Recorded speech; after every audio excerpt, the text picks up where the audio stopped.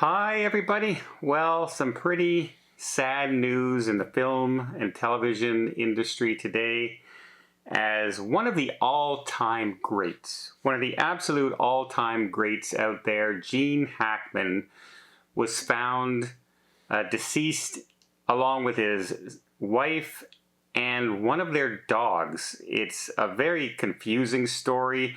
They were found in their home in Santa Fe, where he's resided now for quite a few years.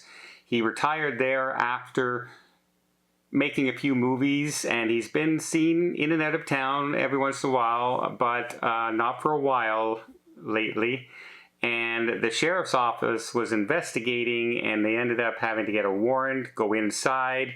They had the gas company check to see if there were any gas leaks or anything going on, as he was found in the mudroom of their Santa Fe home.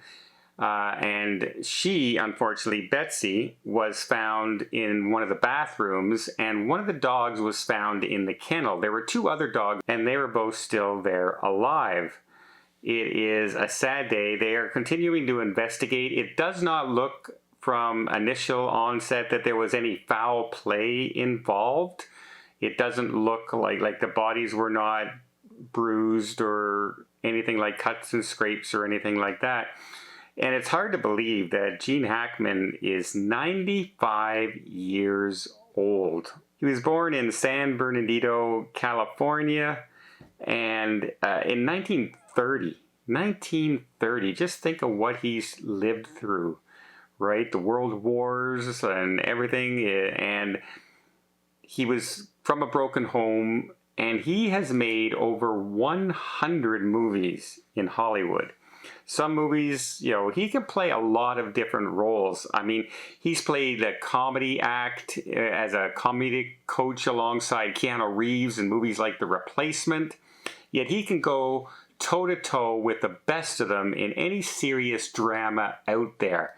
I mean, Crimson Tide, he starred with Denzel Washington as a captain on the verge of starting a nuclear war in a submarine. And he played Enemy of the State with Will Smith. He's done movies like The French Connection, probably one of his most popular films that he's known for. Starring Clint Eastwood, he did Unforgiven. I mean, Hoosiers, the story of Hoosiers' dramatic win the first time they did the Final Four and won the state championship. I mean, he was the coach in that movie. So many, it's hard to imagine just the kind of film and the kind of legends that this gentleman worked with in Hollywood. He has been in so many movies. I mean, he worked with Tom Cruise in The Firm. He's been, it just goes on and on and on. And he is, quite frankly, one of my favorite actors. What I really like, he doesn't seem to ever come out in any controversy. There's never anything controversial surrounding him. He was just somebody who went into work. People did not have a bad thing to say about him when they worked. He was, the consummate professional on the job, but he retired 20 years ago.